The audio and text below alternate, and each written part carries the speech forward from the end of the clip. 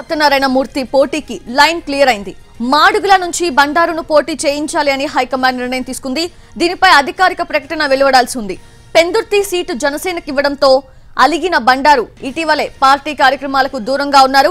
ఈ క్రమంలోనే చంద్రబాబు ఎదుట సుదీర్ఘంగా పంచాయతీ జరిగింది. బాబు ఎంత సముదాయించినా బండారు సాధించలేదు. ఉత్తరాంధ్రలో మాజీ మంత్రులు సీనియర్లందరికీ టికెట్లు దక్కాయని, పార్టీ కోసం కమిట్మెంట్ తో పనిచేసిన అన్యాయం జరిగిందని బండారు ఆవేదన వ్యక్తం చేసినట్లు తెలిసింది. తర్జన భర్జనల తరువాత పార్టీ ఓ నిర్ణయానికి వచ్చినట్లు తెలిసింది. సీనియారిటీని, వెలమ నాయకత్వానికి ప్రాధాన్యం ఇస్తూ బండారు సత్యనారాయణకు టికెట్ కన్ఫర్మ్ చేసినట్లు సమాచారం.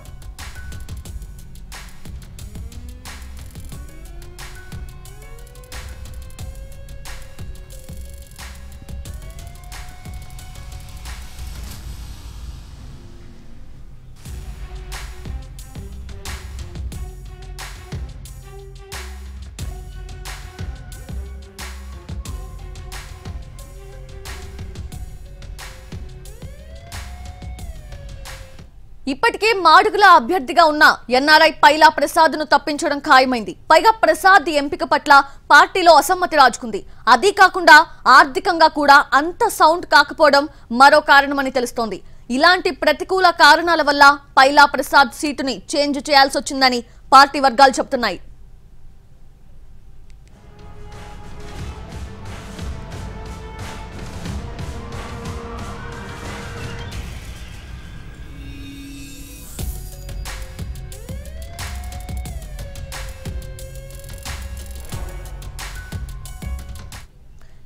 అది మారిన మాడుగుల ఈక్వేషన్స్ పై మరింత సమాచారాన్ని మా విశాఖ ప్రతినిధి రవిచంద్ర అందిస్తారు. నేత మాజీ మంత్రి బండారు సత్యనారాయణమూర్తి తన పంతం నెగ్గించుకున్నారు. అధినాయకత్వంతో కొట్లాడి ఎట్టకేలకు సీటు సాధించారు. ఆయన అభ్యర్థిత్వాన్ని మాడుగుల నియోజకవర్గం నుంచి ఖరారు చేస్తూ అధిష్టానం నిర్ణయం తీసుకుంది. ఈ విషయాన్ని స్వయంగా బండారు సత్యనారాయణమూర్తికి రాష్ట్ర అధ్యక్షుడు అచ్చెన్నాయుడు ఫోన్ చేసి చెప్పారు. దీంతో ఆయన ఎన్నికల ప్రచారానికి ఏర్పాట్లు చేసుకుంటున్నారు. రేపు సింహాద్రి అపర్ణ దర్శనం అనంతరం మాడుగుల నియోజకవర్గంలో ఎన్నికల ప్రచారం ప్రారంభిస్తానని బండారు సత్యనారాయణమూర్తి ఎన్టీవీకి స్వయంగా చెప్పారు. ఈ నేపథ్యంలోనే మాడుగుల నియోజకవర్గంలో రాజకీయ సమీకరణాలు ఏ విధంగా ఉండబోతున్నాయనే ఉత్కంఠ ఉంది. వాస్తవానికి బండారు సత్యనారాయణమూర్తి తాను 4 సార్లు ప్రాతినిధ్యం వహించిన పెందుర్తి నియోజకవర్గంలో సీటు ఆశించారు. అయితే జనసేనకు ఆ సీటు పొత్తులో భాగంగా కేటాయించడంతో బండారు సీటు ఎక్కడ వస్తుంది, ఆయన పోటీకి అవకాశం ఉంటుందా లేదా అన్న ఉత్కంఠ కొనసాగింది. ఈ నేపథ్యంలోనే అధినాయకత్వంతో ఒక ఫ్రిక్షన్ వాతావరణం కూడా కొనసాగింది. ఒక దశలో చంద్రబాబు చాలా సీరియస్గా ఈ విషయం మీద డిస్కస్ చేశారు. బండారు కూడా తన అభిప్రాయాన్ని చాలా స్పష్టంగా చెప్పిన నేపథ్యంలో సీనియారిటీని ఉన్న నాయకుడు, మొదటి నుంచి కూడా పార్టీ కోసం కమిట్మెంట్తో పనిచేస్తున్న బండారు సత్యనారాయణమూర్తి లాంటి వారికి టికెట్ ఇవ్వలేదంటే ప్రధానంగా బీసీ సామాజిక వర్గానికి చెందిన బండారుకు అన్యాయం చేయడం అనేది ఒకటి రాంగ్ ఇన్ఫర్మేషన్ వెళ్తుంది. ఇటీవల కాలంలో ఆయన ప్రభుత్వంలో ఉన్న మంత్రులపైన చాలా దూకుడుగా వ్యవహరిస్తున్నారు. ఈ క్రమంలోనే బండారు మీద కేసులు కూడా నమోదయ్యాయి. మంత్రి రోజా మీద చేసిన వ్యాఖ్యల నేపథ్యంలో ఆయన అరెస్ట్ కూడా చేశారు. ఇటువంటి పరిస్థితులలో బండారు సత్యనారాయణమూర్తి లాంటి పార్టీ కోసం కమిట్మెంట్తో పనిచేస్తున్న నాయకుడికి టికెట్ లేకుండా పోవడం, అది కూడా పొత్తుల కారణంగా చూపించడం అంటే రాంగ్ ఇండికేషన్ వెళ్తుంది. ఆ సామాజిక వర్గానికి, ప్రధానంగా బీసీ వెలమ సామాజిక వర్గానికి ఒక తప్పుడు సంకేతాలు పంపినట్టు అవుతుంది.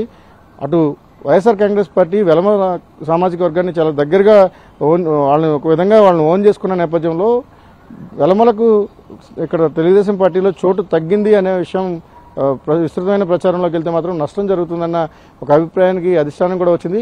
ఈ క్రమంలోనే మాడుగుల నియోజకవర్గంలో బండారు సత్యనారాయణమూర్తి పోటీకి లైన్ క్లియర్ చేస్తూ హైకమాండ్ చర్యలు తీసుకుంది.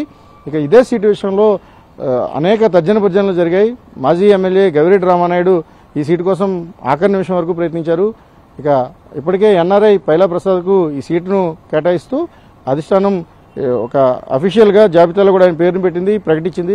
ఇంతకాలం పైలా ప్రసాద్ విస్తృతమైన ప్రచారం కూడా చేసుకుంటూ వచ్చారు. కానీ మారుతున్న ఈక్వేషన్ కావచ్చు, ఎన్నికల నోటిఫికేషన్ కొద్ది గంటల ముందు జరిగిన పరిణామాల నేపథ్యంలో బండారు సత్యనారాయణమూర్తి మాడుగుల అభ్యర్థిత్వం ఖరారైంది. ఆయన తన పోటీకి సంసిద్ధం అవుతున్నారు. ఏర్పాట్లన్నీ కూడా చేసుకుంటున్నారు.